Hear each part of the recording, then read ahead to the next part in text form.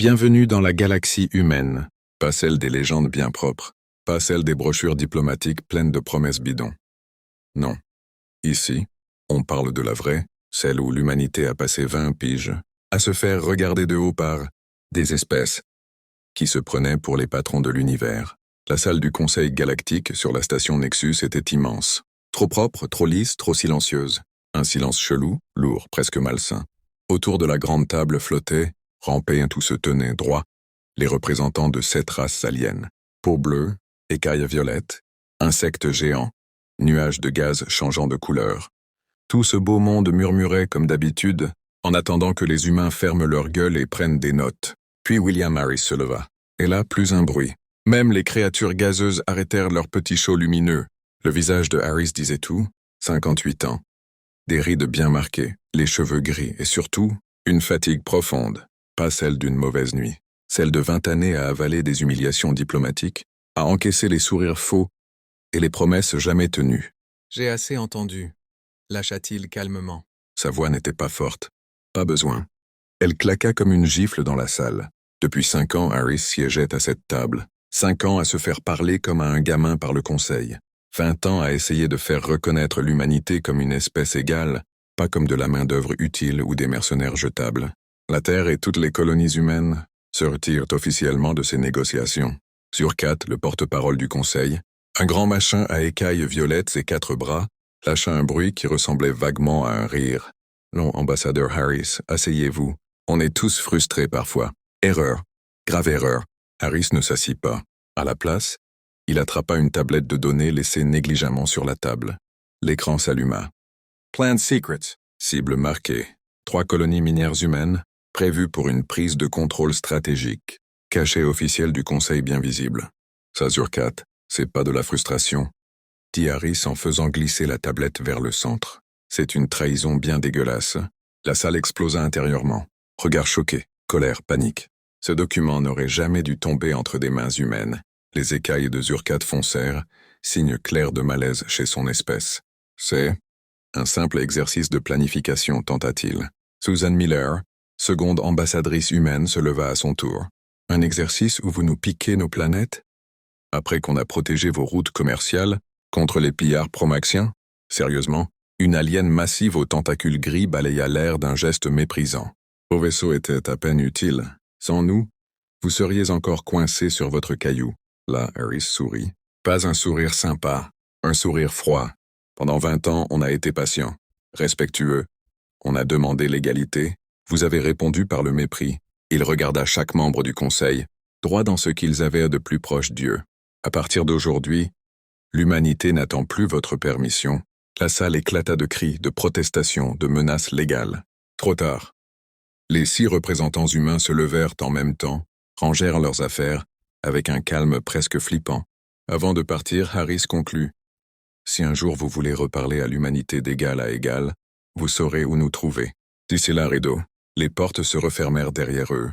Et sans le savoir, le Conseil venait de perdre bien plus qu'un partenaire. Peine sortie de la salle du Conseil, Harris inspira à fond. L'air recyclé de la station Nexus avait un goût métallique. Mais ce souffle-là, il avait un goût de liberté.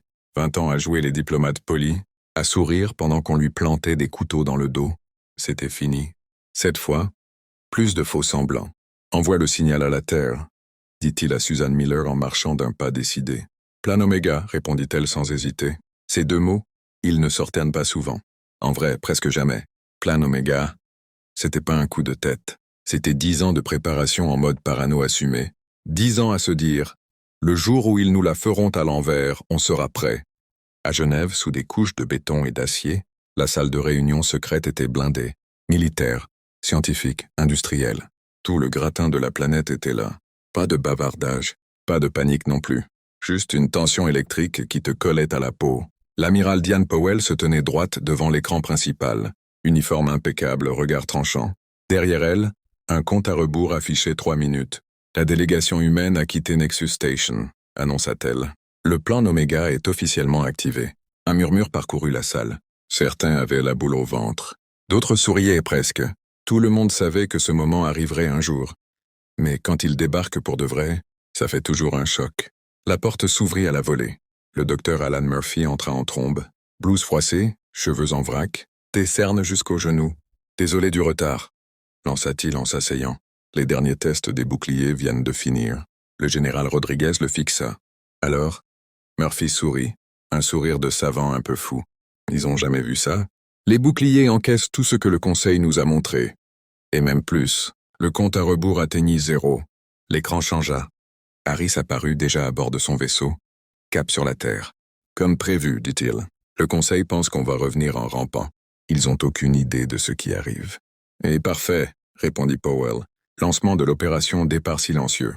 Et là, tout s'enclencha. Dans l'ombre, des chantiers spatiaux jusque-là invisibles s'activèrent.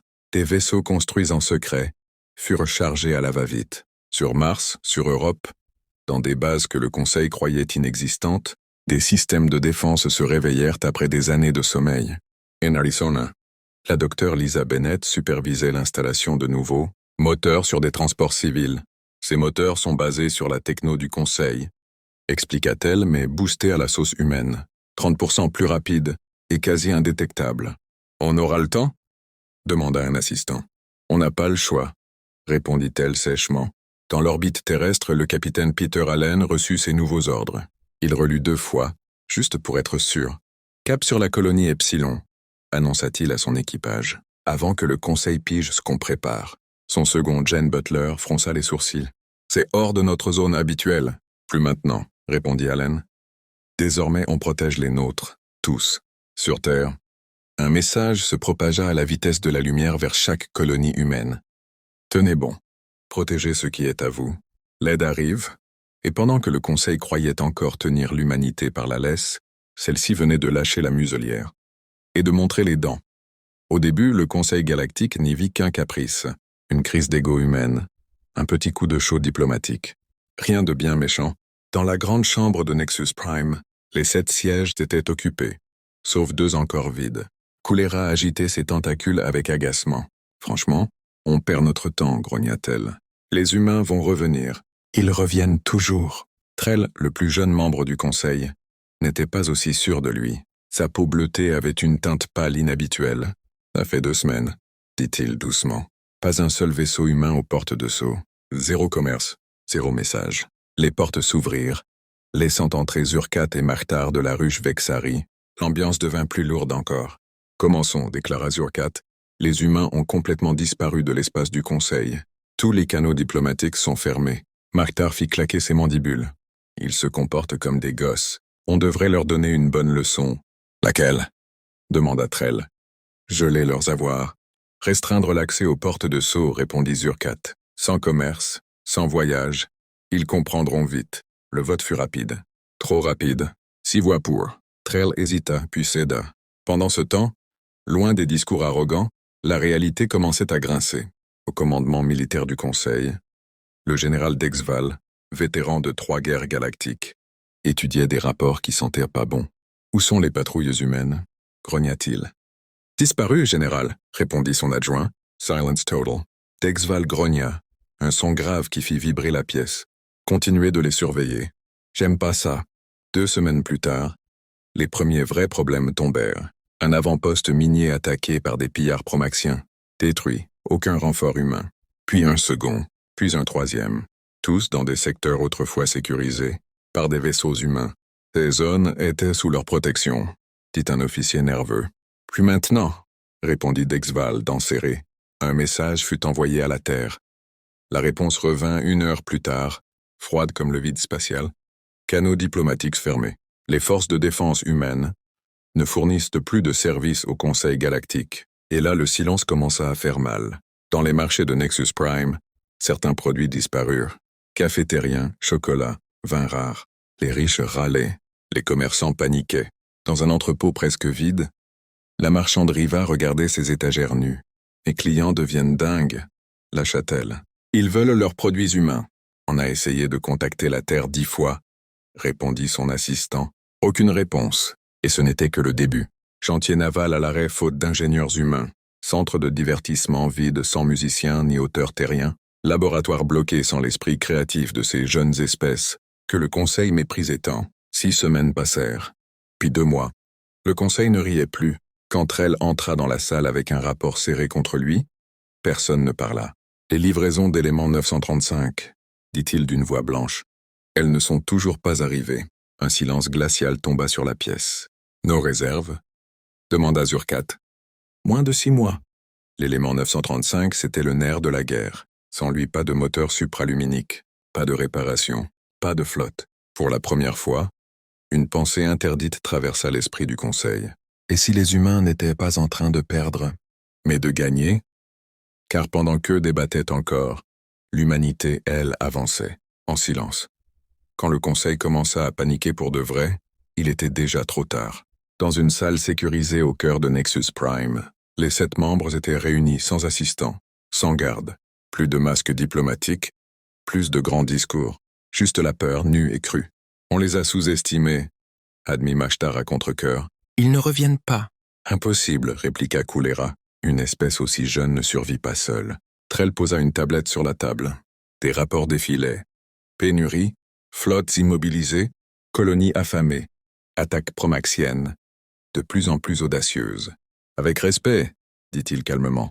Ce n'est pas eux qui s'effondrent. C'est nous. Zurkat resta silencieux un long moment, les écailles pâles.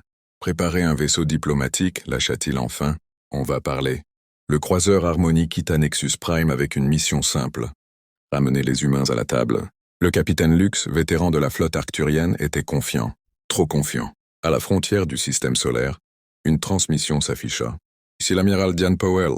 Force de défense terrienne. Indiquez votre intention. Lux inclina légèrement la tête.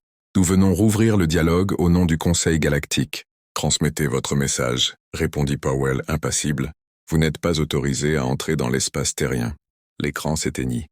Silence sur la passerelle. C'était froid, murmura un officier. De retour sur Terre, Harris lut l'offre du Conseil à haute voix. Droits commerciaux complets. Réduction de 10% des tribus. Le docteur Murphy éclata de rire. Ils se foutent de nous. Ils sont désespérés, corrigea Rodriguez. Ils veulent l'élément 935. Powell hocha la tête. Et ils n'en auront pas une miette tant qu'ils ne comprendront pas. Comme pour prouver son point, un message d'alerte arriva. « Amiral, dit un officier, la flotte principale du Conseil vient d'émerger près de Neptune. 60 vaisseaux de guerre. » La salle se figea. « Il tente l'intimidation, souffla Harris. »« Très bien, » répondit Powell en appuyant sur un bouton. Phase démonstration. Autour de chaque planète, chaque lune, des plateformes de défense se révélèrent, sortant du camouflage. Des centaines, non, des milliers. Sur les écrans du vaisseau amiral du Conseil, les alarmes hurlèrent. « Énergie détectée partout !» cria un opérateur. « Mais je ne vois aucun vaisseau !» Puis, comme des fantômes, les navires humains se matérialisèrent. Des centaines, plus petits que ceux du Conseil, mais bien plus nombreux. Leurs armes verrouillées, chaque cible marquée. Un visage humain apparut à l'écran. « Ici l'amiral Greg Martinez, dit-il calmement. Vous êtes entré dans l'espace terrien avec une flotte armée. C'est une action hostile. » Le commandant Vex tenta de parler. « Nous venons sous l'autorité du Conseil. Vous avez 30 minutes pour faire demi-tour. » Coupa Martinez. « Ce n'est pas une négociation. » Un officier murmura. « Il bluffe, hein ?» Une petite frégate humaine tira un seul coup. Un tir de démonstration. L'énergie libérée fit trembler les capteurs. « Vex, Polite. Ouvrez un canal général, ordonna-t-il. Faites demi-tour. Maintenant. » La flotte du Conseil se replia, humiliée, sans un seul tir échangé. Dernier message humain. La prochaine fois, prévenez avant de passer. C'est plus poli. De retour sur Nexus Prime, le rapport tomba comme un coup près. Ils auraient pu nous détruire, admit Vex. Ils ont choisi de ne pas le faire. Le silence fut total. Trell murmura. Ce ne sont pas des enfants. Ils ne l'ont jamais été. Et pour la première fois depuis des siècles, le Conseil comprit une vérité terrifiante. L'humanité n'avait pas montré sa force. Elle l'avait simplement retenue. La grande salle de Genève n'avait jamais vu ça. Humains et aliens s'y faisaient face, sans champ de force, sans flotte en arrière-plan, sans menaces déguisées, juste des regards francs et une tension lourde d'histoire. La gravité terrestre tirait sur les corps du Conseil, rappel discret qu'ici, ils n'étaient plus chez eux. La présidente Laura Grant était assise au centre, calme, droite, à sa droite, William Harris, 20 ans de diplomatie gravés dans les yeux, à sa gauche, l'amiral Powell et le général Rodriguez, silencieux comme des statues. Zurkat prit la parole. Sa voix n'avait plus rien d'arrogant. Nous sommes venus reconnaître nos fautes.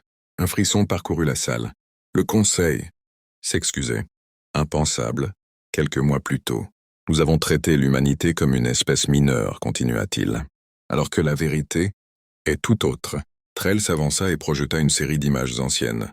Tablettes gravées, cartes stellaires vieilles de 10 000 ans, fresques représentant des silhouettes humaines entourées d'étoiles.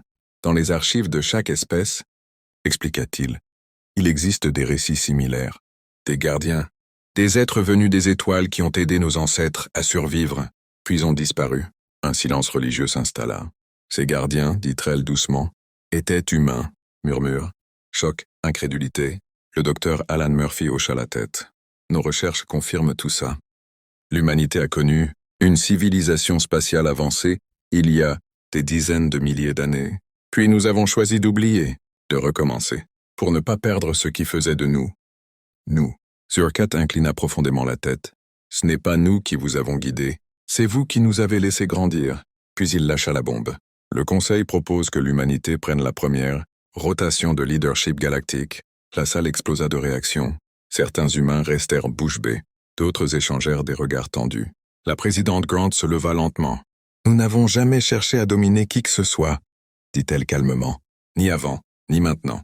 Après tout ce que nous vous avons fait, » demanda Kulera, « vous ne voulez ni vengeance, ni pouvoir. » L'amiral Powell répondit sans détour. « Le pouvoir sans respect ne vaut rien. » Harris sourit légèrement. « Nous voulons un partenariat.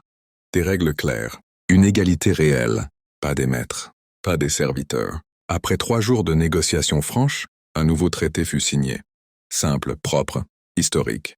L'humanité rejoignait la galaxie non comme élève, mais comme égale. Plus tard, dans le jardin extérieur, Harris regardait le ciel. « On aurait pu les écraser », dit un officier à ses côtés. « Pourquoi ne pas l'avoir fait ?» Harris observa les étoiles. « Parce que la vraie force, répondit-il, c'est de ne pas avoir besoin d'écraser les autres pour exister. » Dans l'espace, des vaisseaux de nouvelles espèces arrivèrent déjà. Jeunes civilisations, pleines de questions, levant les yeux vers l'inconnu, et cette fois, quand elles franchiraient les étoiles, elles ne trouveraient pas un empire, elles trouveraient une galaxie humaine, pas gouvernée par la peur, mais par le respect,